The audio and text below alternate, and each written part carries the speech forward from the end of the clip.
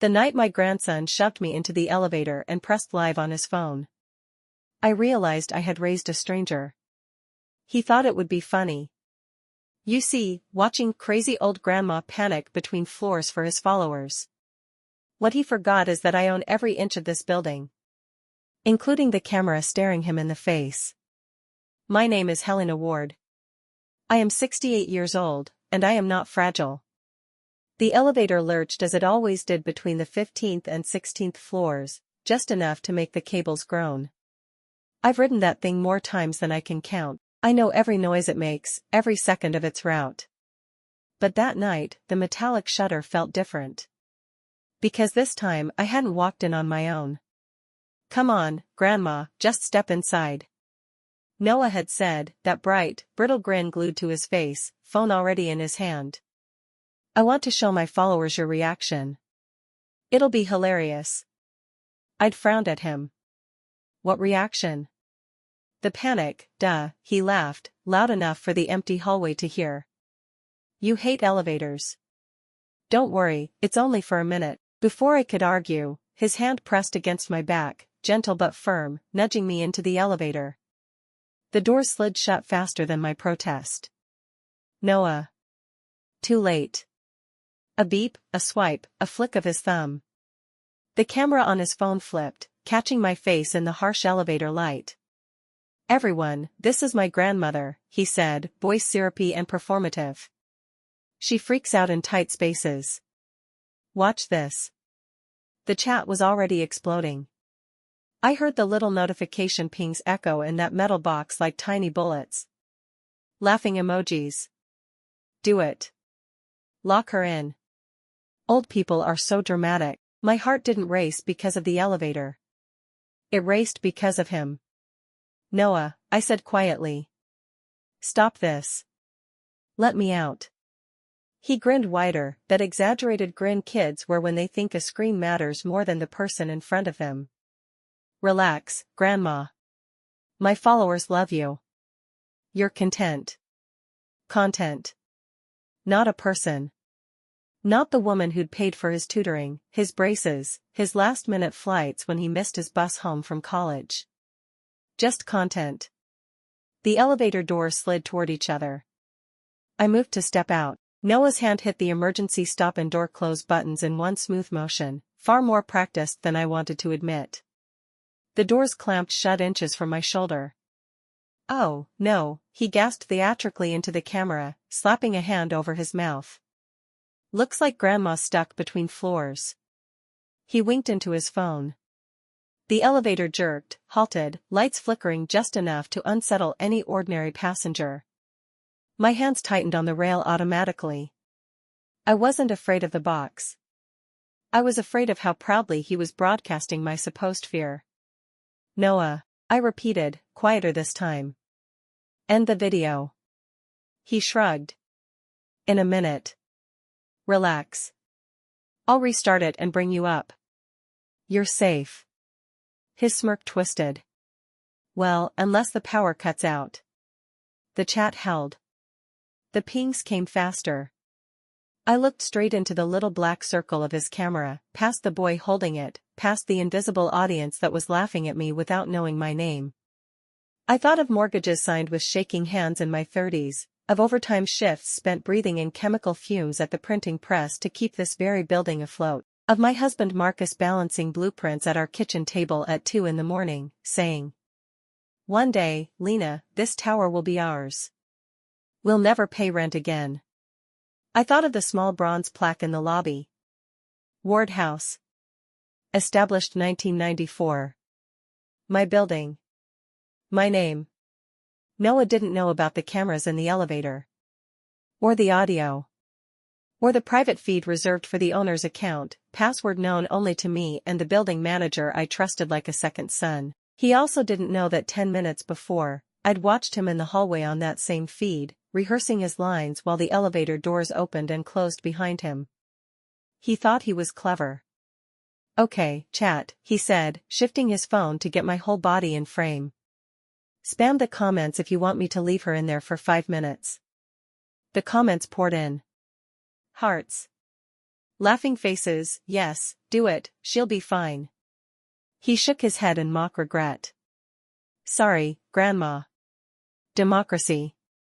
And he let go of the emergency stop. The elevator jolted, rising again. We passed the 16th floor. The 17th. My floor. Noah didn't press any buttons. Of course he didn't. He'd hacked the service panel months ago. I'd heard him bragging about it to his friends, thought nothing of it at the time. Just a boy showing off. The elevator stopped between floors.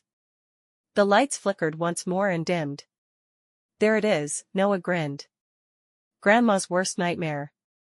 He tilted the phone so the audience could see his face and my reflection behind him, smaller, older, framed in cold steel. Say hi to the internet, Grandma. I stared at him. At the phone. At the faint quiver in his hand he thought I couldn't see. Your father sees this. I said calmly. And I hope he recognizes what he raised. He rolled his eyes. You're so dramatic. It's a joke. I didn't answer. Because every woman my age knows something men forget, there's a particular kind of danger in mockery. It doesn't come with fists or weapons. It arrives as laughter, as you're overreacting, as it's just a prank, don't be so sensitive. This wasn't the first time he'd filmed me when I wasn't prepared. The afternoon he caught me napping in my chair and added snoring sound effects. The time he recorded my confusion when the online banking site changed its layout overnight. The little moments he posted with captions like old people and tech. But this was the first time he locked me in. He finished his spiel. Gave the camera a thumbs up. Hit stop. The elevator hummed back to life. We lurched up to the 18th floor, the penthouse floor, the one I'd given to my son and his family when Marcus died. Not sold. Given. Temporary, I'd said back then. Until you two get on your feet, until the restaurant turns a profit. That was 11 years ago. The door slid open. The hallway was empty, beige carpet yawning in both directions. Noah stepped out first, stuffing his phone into his pocket, already bored of his own cruelty. See, he said. You survived. You're fine. I stepped out after him. My knees ached from the jolt. My spine hurt from holding myself so still. I wasn't afraid. I was awake. There's something wrong with you, I said softly. He laughed. It's just content, Grandma. And then he walked away, whistling, as if he hadn't just shown the entire world how little he respected me. He didn't know I'd heard his streaming app ping a second time. He didn't know I knew what that ping meant, automatic upload. Autosave. Instant archive. He didn't know that in my apartment on the 17th floor, 3 separate security cameras had captured the entire thing from 3 angles, recorded not only his actions, but his words, crystal clear. He didn't know any of that. But he was about to learn. I didn't yell. I didn't cry. I rode the elevator down 1 floor, stepped into my own hallway, and walked into my apartment on 17 as calmly as if I'd come back from buying milk. The door clicked shut behind me. My sanctuary. My space. Smaller than their penthouse above. But more mine than anything else on earth. I hung my cardigan on the hook Marcus installed 30 years ago. My hand shook slightly, not from fear, but from the sudden certainty of what came next. The television sat quietly in the corner. The clock on the wall ticked on, indifferent. The city breathed beyond the balcony, horns echoing, a distant siren, the steady whoosh of traffic along the river. I went straight to the desk in the corner, where my old laptop waited, lid half open. The wallpaper was a photo of Marcus in his good suit, grinning at the building ribbon cutting, scissors in hand. Ward House, the banner had said above us. Owned, developed, and managed by Helena and Marcus Ward. I sat down and opened the security app. There it was. Channel 3, Elevator A timestamped. Video captured automatically whenever the emergency stop was pressed. I clicked play. There I was, small and elderly in the corner, one hand on the rail. There he was, tall and handsome, hair artfully messy, sneakers too expensive for a boy his age, phone held at just the right angle. There was his smug little grin. His voice. His jokes. His casual cruelty. The camera caught the exact moment my expression changed. It felt almost out of body, watching myself see him clearly for the first time. Not as my grandson. Not as a good boy who gets carried away. Just a young man who thought his grandmother's discomfort was entertainment. When the video ended, I saved it to my private drive. Then I did something else. I opened Noah's livestream app. He had once logged into his account on my Wi-Fi and had never bothered to log out properly. The password rested in the browser like a leftover. The app recognized me immediately. His profile, Noah Ward TV, blazed across the screen. 184,000 followers. Last video, locking my grandma in an elevator, she freaked out. He had posted it. My stomach flipped. I clicked. The video began to play. He'd added dramatic music. A red live symbol in the corner. Captions over my face, old lady versus elevator skull. The comments scrolled fast. Some told him to stop. Most told him to keep going. I watched it once, then twice. Not to torture myself. To memorize the shape of his betrayal. Then I downloaded it. I didn't comment. I didn't report it on the app. Instead, I closed the tab and opened another, my online banking portal. The numbers blinked back at me. The same accounts I'd let my son Liam help manage when Marcus died so I wouldn't have to stress about bills. The same ones that had slowly become pipelines straight into the pockets of my son and his wife and their boy upstairs. I opened the transaction history. My pension deposit. Rent from the other apartments. Dividends from the ground floor commercial units. All there. And there, electric bill for the penthouse, auto-paid from my account. There, restaurant loans temporarily tied to my name. There, Noah's tuition, except he hadn't been to class in a year. For 40 minutes, I scrolled.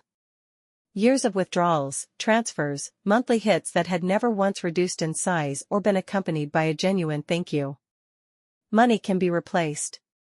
Respect cannot. But sometimes money is the only language people like them understand. I opened a notebook from the desk drawer and started writing. Every bill. Every transfer. Every emergency I covered for my son's family, all the way back to Marcus's funeral.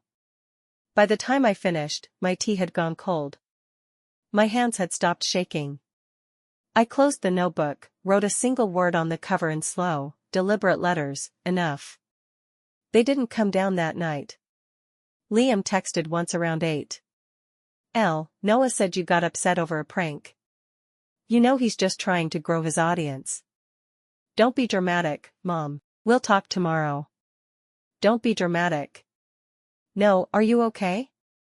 No, I'm sorry he did that. Just a defense of his son and an accusation for me. I didn't answer. I heated up some leftover soup, ate at the small round table by the balcony, and listened to the city as it turned from gray to gold to black. Ward House stood tall above the river, its lights twinkling in the dark. I'd always loved seeing it that way, strong against the sky. For the first time in years, instead of feeling dwarfed by it, I felt anchored to it. My building. My decisions. I slept lightly but without nightmares. When the sun slid across my face the next morning, I woke with the kind of clarity that usually only comes with bad news. This time, it came with resolve. I boiled water for tea. While it heated, I called the building manager.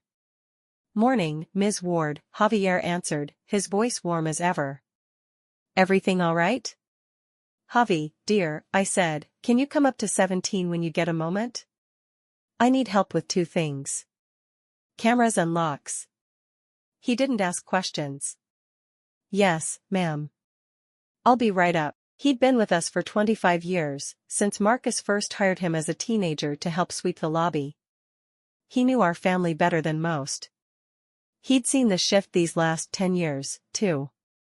He just hadn't said anything, the way good employees stay out of family matters. I unlocked the door for him when he knocked. He stepped in, wiping his boots automatically on the mat. "You look serious," he said. "I am," I replied. We sat at the table. I played him the elevator footage first, my copy from the building cameras, not Noah's edited version. He watched silently, jaw tightening, fingers curling around his coffee cup. When it ended, he exhaled. "That boy," he muttered. I knew he was filming things here, but he did worse online, I said, and showed him Noah's version too. This time, Javi swore under his breath. "You want me to delete the security footage?" he asked quietly. "So nobody else?" I shook my head. "No. I want a copy backup on your system. Secure. Timestamped. And I need you to pull every bill for the top floor from the last 10 years.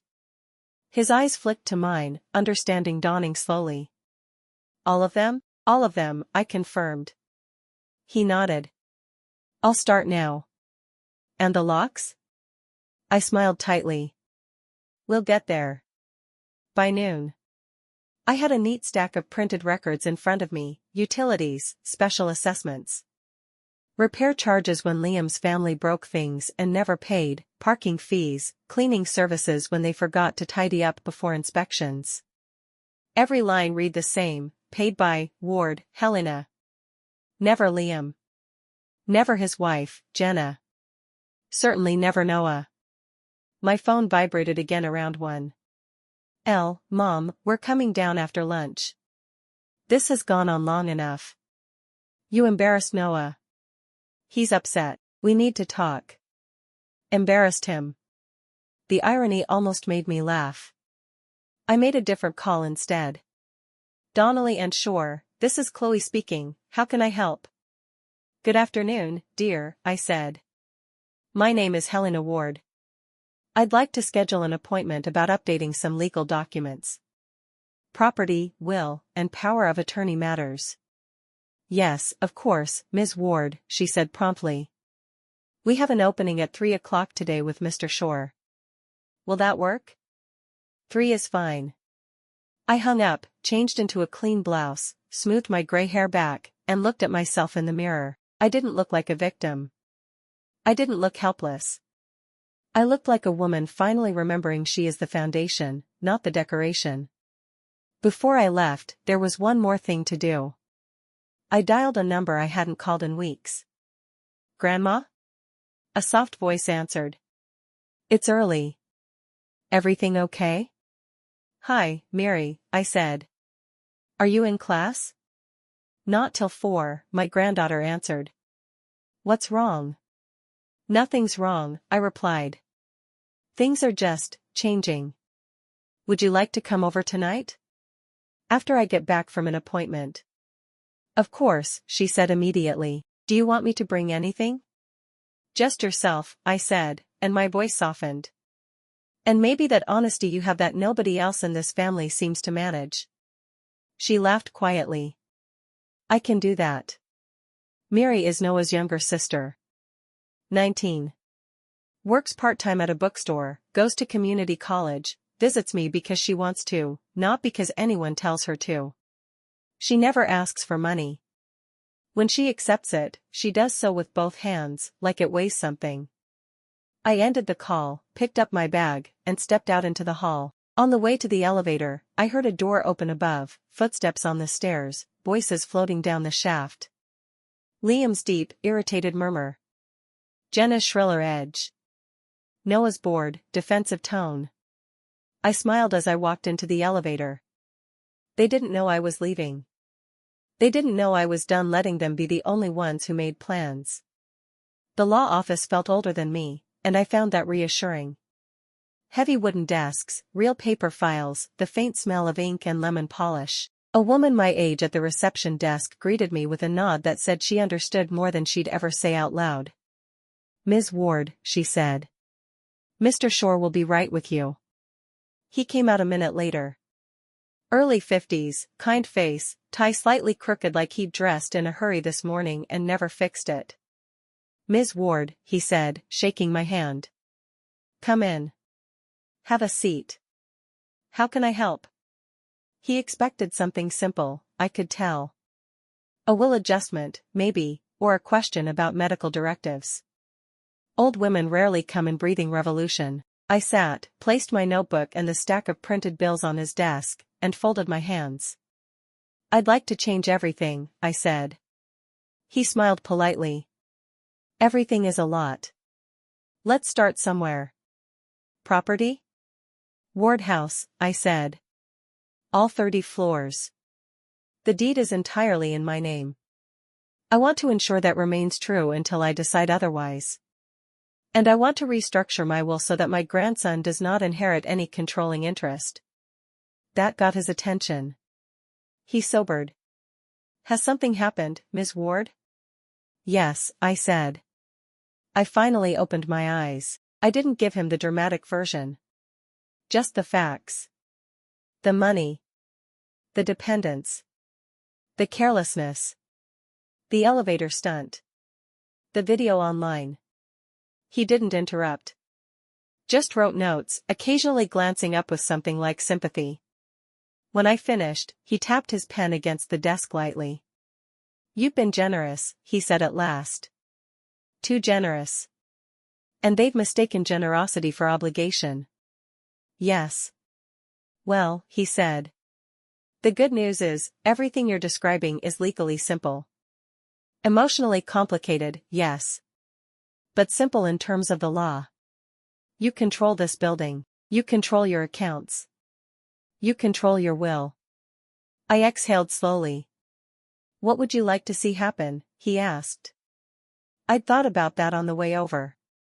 On the bus, watching commuters scroll their own screens, unaware of the small earthquakes happening in an old woman's life. First, I said. I want Liam removed as co-signer on anything he currently has access to. Powers of attorney revoked. Banking permissions withdrawn. All of it. He nodded. Done. Second, I want to establish a trust that holds the building and my other assets. I want my granddaughter, Mary, named as primary trustee and beneficiary after my death. My grandson, we'll discuss a smaller portion. Understood. Third, I continued. I want the right to issue a legal notice restricting Liam and his immediate family from residing in the penthouse if I choose. Not permanently, perhaps. But I want options. He leaned back, thinking. A revocable license to occupy the property, he mused. Right now, if they have no lease and no ownership, they're effectively living there at your pleasure. We can formalize that, give you a clear path to ask them to leave if necessary. Good, I said. Because it's becoming necessary. He started drawing up documents. For an hour, we adjusted percentages, named secondary beneficiaries, added clauses about care in case of incapacity. He suggested a charitable contribution to the city library system. I liked that. Books had saved me more than once in my life. At the end, he slid the stack of papers toward me. These changes will shock them, he said gently. You need to be prepared for backlash. I've been absorbing their moods for a decade, I replied. I think I can weather one more storm. He smiled. You're stronger than you think, Ms. Ward. No, I said, picking up the pen. I'm exactly as strong as I remember. I signed. Each signature felt like sewing up a tear in a garment I loved. When we were done, he gathered everything into a folder. We'll file these today, he said. Your previous will is revoked. Your new directives stand. And about the occupancy of the penthouse, I'll have a notice drafted for you to use if and when you decide. If and when, I repeated. He looked at me closely. You already know when, don't you? Yes, I said. I do. They were waiting for me in the lobby when I returned. Liam, tall and graying at the temples now, pacing near the fern by the front desk. Jenna, arms crossed, impeccably dressed despite the tension in her jaw. Noah, slouched in a chair, AirPods in, pretending not to care but eyes darting to the elevators every few seconds. Javi met my eyes from behind the front desk. His look said, "Do you want me to intervene?" I shook my head minutely. This was mine to handle.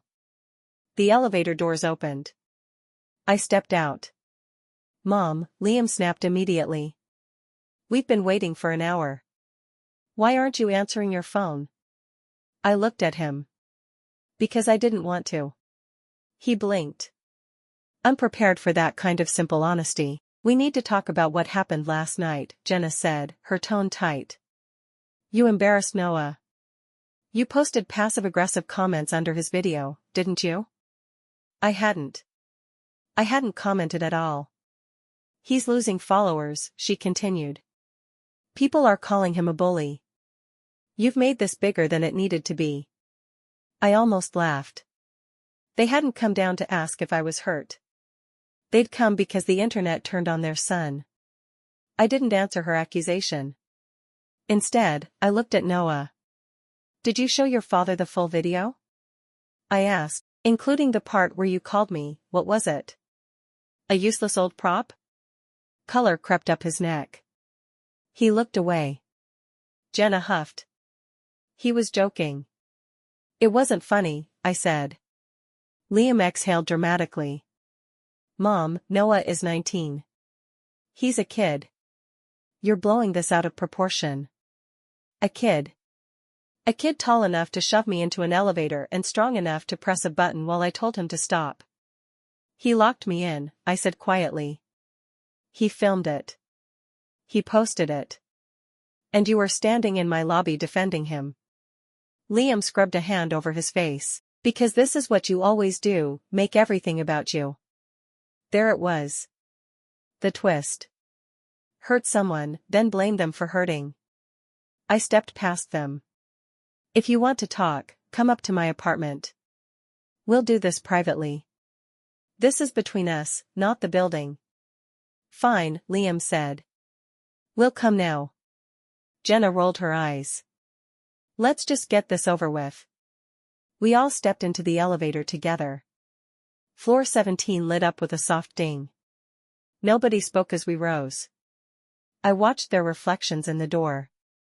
My son, who had once clung to my hand crossing the street. His wife, who had once hugged me in my kitchen and called me mom before she learned how valuable my bank accounts were.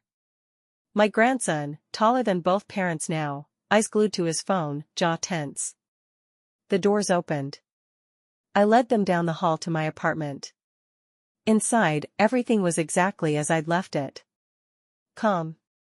Ordered. "Mine." I sat at the table. They remained standing at first, looming, the way people do when they're trying to intimidate without realizing that age does not equal weakness. "Sit down," I said. "Act like this is a conversation, not an ambush." They sat. I folded my hands on the table. "Explain it to me," I said. "Explain what?" Liam asked, already defensive. "How your son thought it was acceptable to lock me in an elevator for the amusement of strangers on the internet," I replied. Noah shifted. "I said I was sorry. I was just trying to." "You said sorry in one text that also said you're overreacting," I interrupted. "That's not an apology. That's blame wrapped in sugar." Jenna leaned forward. "He made a mistake. You've been talking to him like he's a criminal. He's anxious. He's losing sponsorship deals, brand offers. That's what you're worried about?" I asked softly. "His sponsorships?" She faltered, then doubled down. "That's his future, Helena. He's worked hard for that audience." "Has he worked harder than I did for this building?" I asked. Silence. I gestured toward the window, where the Ward House logo glittered faintly on the neighboring tower's reflection. "I built this place with Marcus," I said. "We mortgaged everything to finance it. I worked nights, weekends, holidays. I missed school plays so the rent checks would clear. I cleaned apartments when tenants trashed them. I spent years being mom to 100 families here." I looked at Noah. "And you used my name, my elevator, my vulnerability, as a punchline." His eyes shone suddenly, moisture gathering. I didn't think about it like that. No, I said. You didn't think at all. Liam bristled. Okay, that's enough. You've made your point. He'll delete the video. We can move past this. I never asked him to delete it, I said. 3 sets of eyes snapped to me. What? Jenna demanded. I don't need him to delete it, I said. Voice calm. I already downloaded my own copy. From his account, from the security feed. It's backed up. Timestamped. Saved. That video will outlive all of us if I want it to. Noah swallowed hard. You wouldn't post that, would you? I don't need to post it, I said. I just need it to exist. As evidence of how I've been treated. Liam shifted uneasily. Evidence for what? Are you threatening us? I sighed. No. I'm informing you. Things are going to change. There. The first crack. Jenna's fingers tightened on the edge of the table. What does that mean? I slid the stack of printed bills and my notebook across the table. This, I said, is 10 years of me paying for your life upstairs. Rent-free penthouse. Utilities. Parking. Restaurant loans. Your son's schooling and gadgets and car. Every time you said we're tight this month, Mom. Every time you promised to pay me back and never did. Liam flipped through the pages. His face drained of color. Jenna didn't even reach for them. She stared at me instead. You kept records? Of course I did, I said. I'm old, not stupid. Noah glanced at the papers, then at me. For the first time, he looked like he truly understood there was a world beyond his phone, one with consequences and numbers and limits. You never said it was this much, Liam muttered. You never asked, I replied. He clenched his jaw. If you had a problem, you should have spoken up earlier. I smiled sadly. That's the game, isn't it? You take and take and take, and when I finally say enough, you say I should have said it sooner. No one answered that. I have been your safety net, I continued. Your emergency fund. Your unpaid nanny. Your concierge. Your emotional punching bag, all while you filmed me like an amusing relic. Noah's shoulders hunched. So here's what is going to happen, I said. The air felt heavier suddenly. Even the refrigerator's hum seemed to quiet. I have removed Liam from all my financial accounts, I said evenly. Effective today, he no longer has access to my banking, my investments, or my property management approvals. Jenna's eyes flared. You what? I went to a lawyer, I continued. Updated my will. Established a trust. This building and everything else I own now passes primarily to Mary when I die. Not Noah. Not in equal portions, not anymore. Noah's head snapped up. What? Grandma. You locked me in an elevator for views, I said. And that was just the most visible tip of years of disrespect. You don't build trust with someone you mock. You don't inherit what you treat like a joke. Liam shook his head like a man hearing a language he doesn't like. Mom, you can't just cut us out. I didn't cut you out entirely, I replied. You're still included. But not with control. Not with everything handed to you the way it has been. Jenna found her voice. This is insane. You're letting a teenage girl inherit a skyscraper. I'm letting a young woman who has never once used me inherit what I built, I said. Mary visits because she cares. She's never asked for a cent. She helps me navigate my phone without mocking me. When she sees me struggle, she offers a hand, not a camera. Noah flinched. This is punishment, Liam snapped. No, I said. This is protection. For me. And for the building Marcus and I poured our lives into. He stood abruptly, towering over the table. So you're just, what? Throwing us to the wolves? You know the restaurant barely scrapes by. Our debts. Your debts, I corrected. Not mine. They never should have been mine to begin with. His nostrils flared. And what about the penthouse? Are you going to kick us out too? Not yet, I thought. Aloud, I said, I am giving you notice that you're free, indefinite occupancy is coming to an end. I will formalize it soon. You will have time to make arrangements. To stand on your own feet the way other adults do. Jenna's composure cracked. We can't afford market rent, Helena. You know that. Then you will have to adjust your lifestyle, I said. Downsize. Move closer to the restaurant. Take on extra shifts. Sell the second car. Do what people do when they don't have a 70-year-old woman propping them up. I'm 68, I added. Because accuracy matters. No one laughed. Noah spoke, voice small. Grandma, please. Don't do this because of a video. I sighed. I'm not doing this because of a video, I said. The video is just the first time you gave me proof of how little you think of me. This is about 10 years of choices. 10 years of silence on my part. That silence ends today. Liam's shoulders sagged as if some internal fight had drained out of him. So, what now? He asked quietly.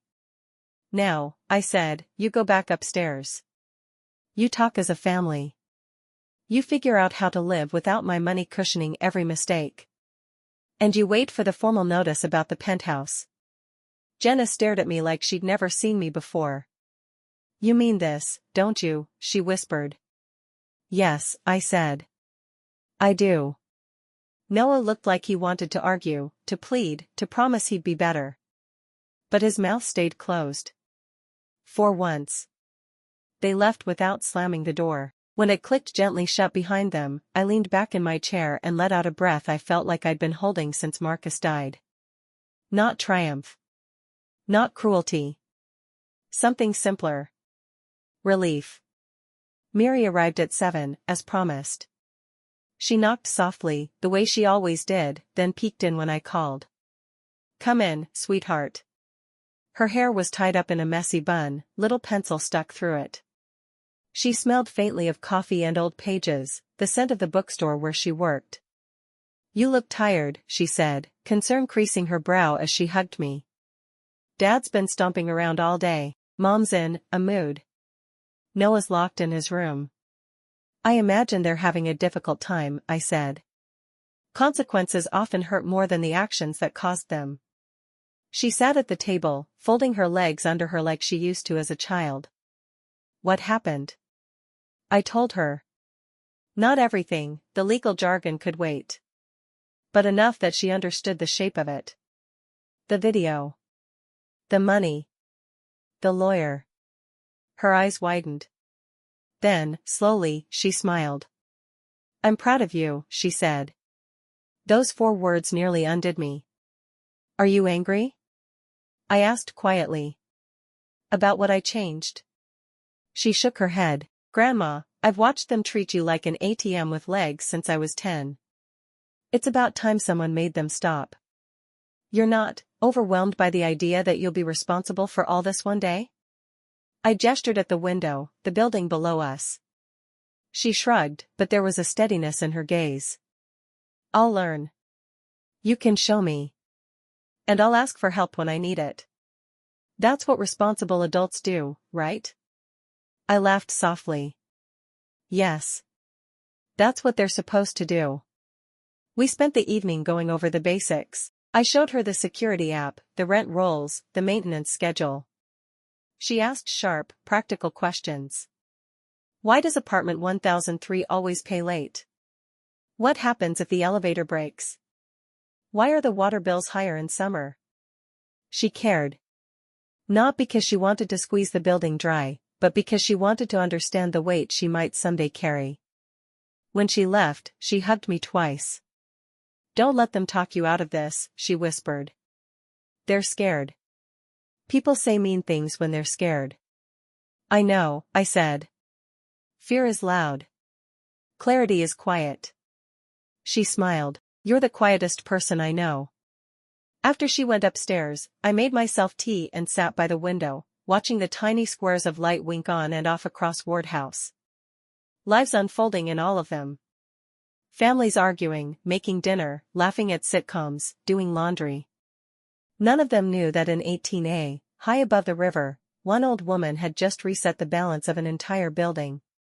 The formal notice went out 3 days later. Not an eviction, not yet.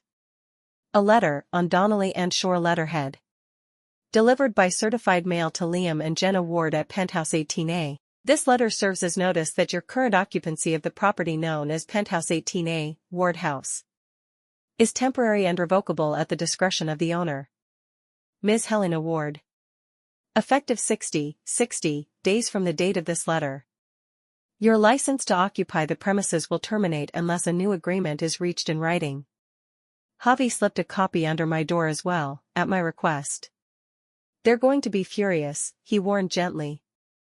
I know, I said. Better furious now than smug forever. He snorted. True. I didn't have to wait long. Hours later, the pounding on my door rattled the frame. Mom. Liam's voice boomed. Open this door right now. I stood slowly, my joints protesting, and walked down the hall. Stop shouting, I called. You're bothering the neighbors. He growled something under his breath. I opened the door. Liam stood there with the letter crumpled in his fist. Jenna hovered behind him, pale but composed.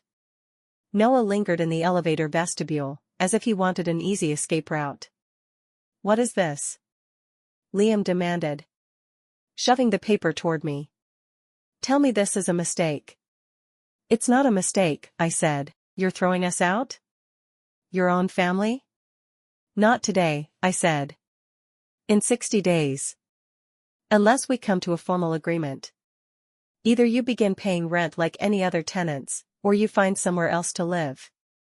Jenna's voice trembled. We can't afford your market rent. You know that. Then you will have to find a place you can afford, I replied. Ward House has subsidized your life for over a decade. That subsidy is ending. You can't do this, Liam hissed. This is our home. This building is my home, I said calmly. Your home is wherever you put your name on a lease or deed and pay your own way. He stared at me like I'd slapped him. We'll contest this. We'll fight. You're not thinking clearly. I am thinking more clearly than I have in years, I said. You are welcome to consult your own lawyer. They will tell you what mine did. You have no legal claim to the property you've been living in. You've been there because I allowed it. That permission is now conditional. Conditional on what? Jenna demanded. Respect, I said simply. And responsibility. Noah stepped closer, eyes wide. Grandma, please. I'll delete every video. I'll apologize on stream. This isn't about optics, I cut in. This isn't about your followers. It's about the casual way you all assumed I would keep pouring myself out until I had nothing left. Liam's shoulders sagged. We've built our lives here, he whispered. The restaurant, the kids' schools. And how many times have you told me you just need a little more time to stand on your own? I asked. How many years have passed since that first temporary arrangement? He looked away. I love you, I said quietly. You are my son. I have supported you longer than most people support their children. But love is not the same as enabling. These 60 days are a mercy. Use them. Jenna's eyes filled with something complicated. Not just anger. Shame, too. You're serious, she said. You're really going to do this? Yes, I said. For my sake. And for yours. You should have learned to live without me years ago. No one spoke for a long moment. Then Noah, surprise of surprises, nodded slowly.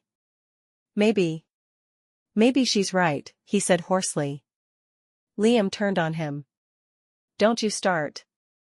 No, Noah said, louder. Look around, Dad. We've been living like we own this place. We don't. We never did. I've treated her like a prop. You've treated her like a bank. Mom's treated her like free staff. It's messed up. Jenna flinched.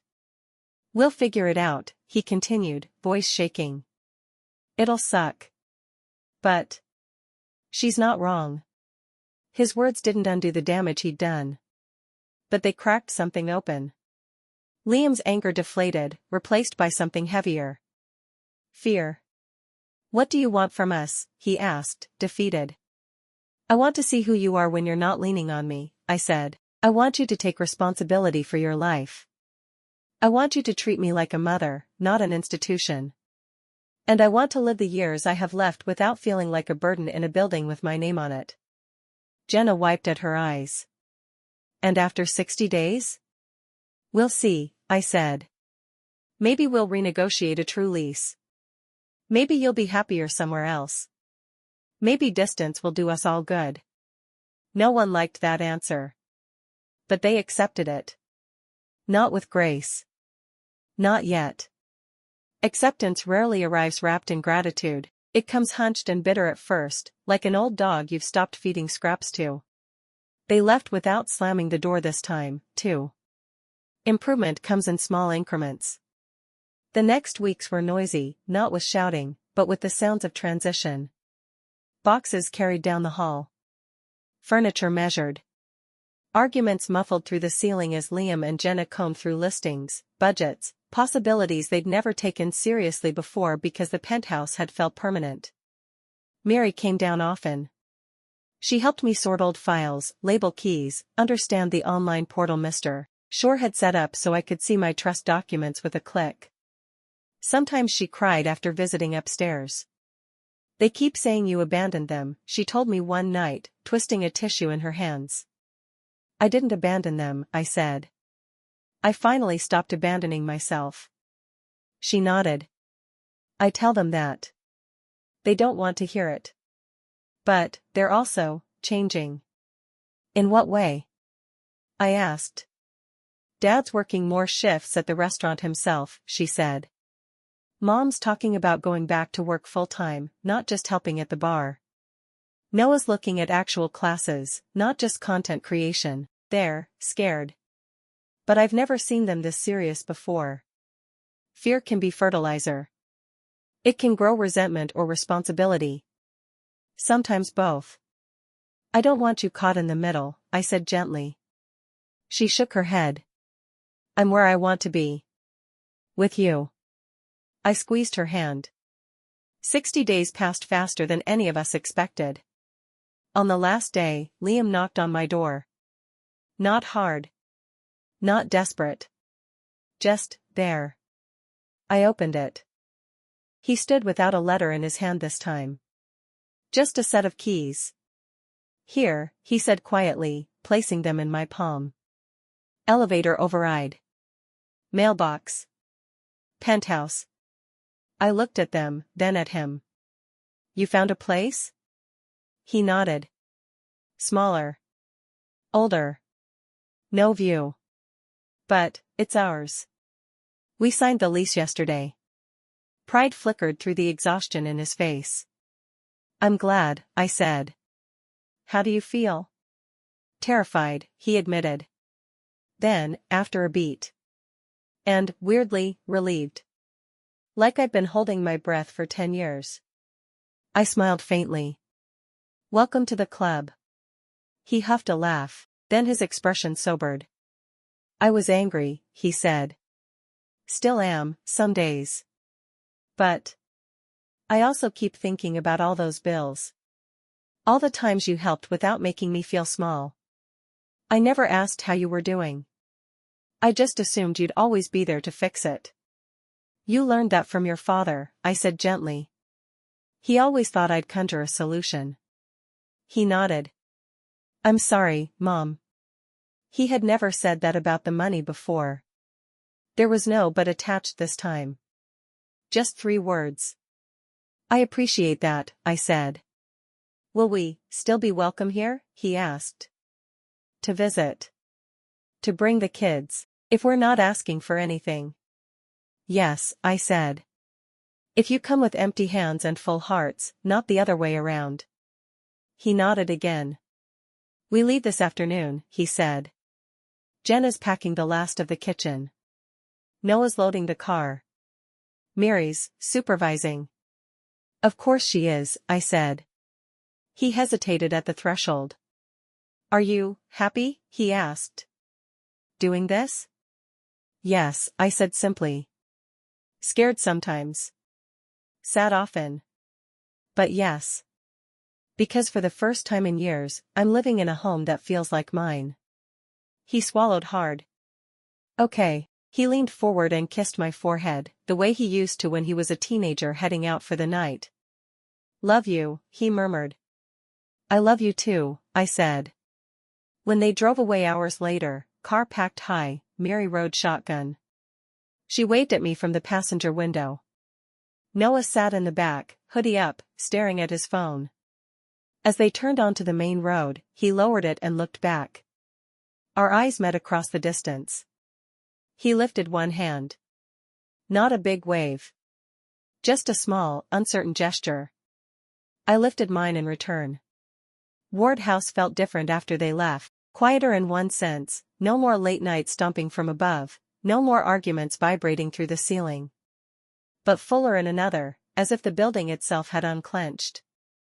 Javi and I walked through the penthouse together the next day, inspecting for damage. It was messy but not destroyed. A few scuffs on the walls, a stain on the carpet where someone had spilled wine and never properly cleaned it. This could make a beautiful community space, Mary said later that week when I brought her up to see it. Meetings, events, or you could rent it out properly and use the income for the building. That's what I'm thinking, I said. Maybe a rooftop garden. A reading room. Something that gives back. She walked to the window, looked out at the river. It's stunning, she whispered. You could live up here one day, I said. If you want to. If you treat it well. She laughed. I'd be terrified to scratch anything. That's how I know you'd be good at it, I replied. Spring edged into summer. The hydrangeas and the rooftop planters bloomed fuller than I'd seen in years. The residents started seeing more of me, not pushing a cart full of groceries for Liam's family, not hurrying upstairs to fix something Noah had broken, but sitting in the lobby, chatting with neighbors, reading a book. People noticed. Ms. Ward, you look lighter, Mrs. Klein from 10B commented one afternoon. I am, I said. Did your family finally move out? She asked, then winced. Sorry. That sounded rude. It's the truth, I said. And yes. They did. Good for you, she said firmly. They always acted like they owned this place. Wasn't right. I smiled. Validation comes from unexpected corners sometimes. Noah posted a video a month after they moved.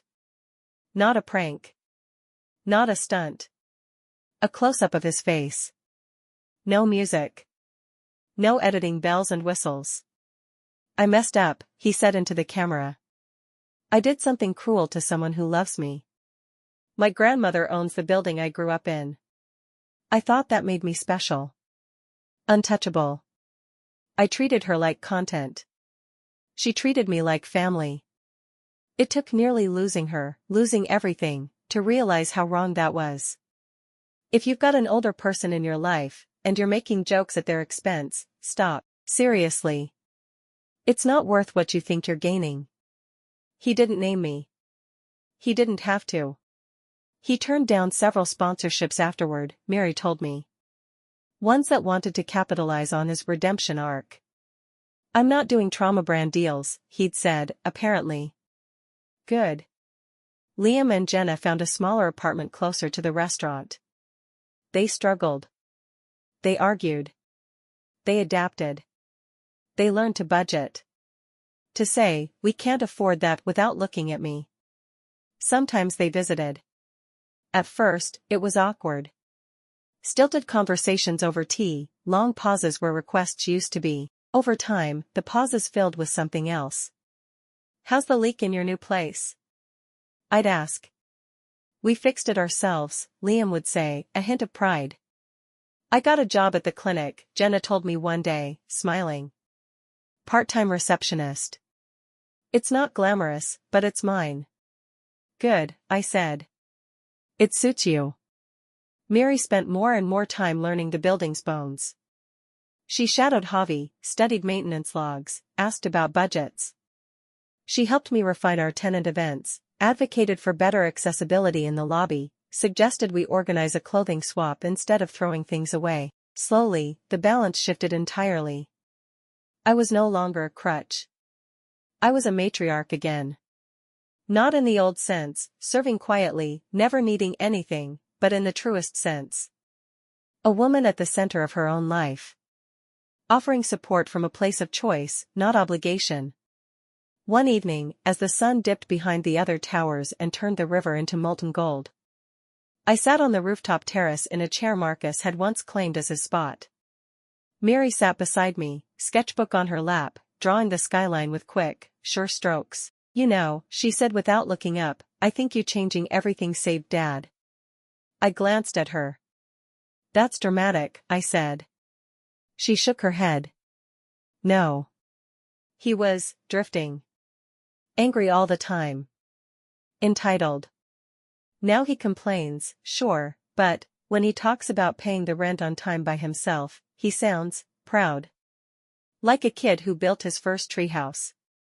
I smiled. He always did like building things. You too, she said. We sat in companionable silence for a while.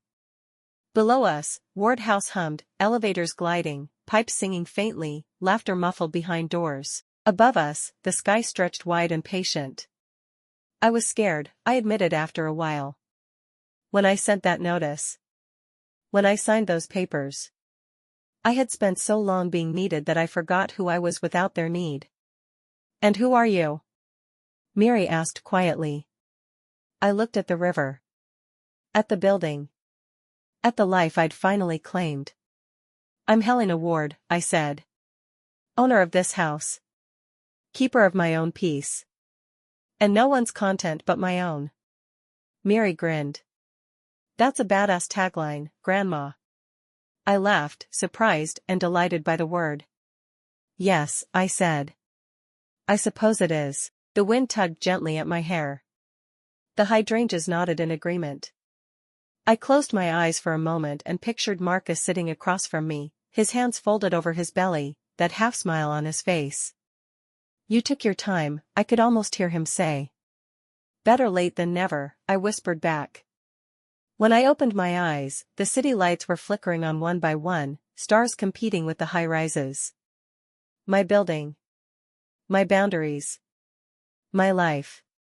And sitting beside me, the future, curious, kind, and, for once, not taking me for granted. If this story stirred something in you, even just a little, leave a comment or follow for more. Your voice matters more than you think. Thank you so much.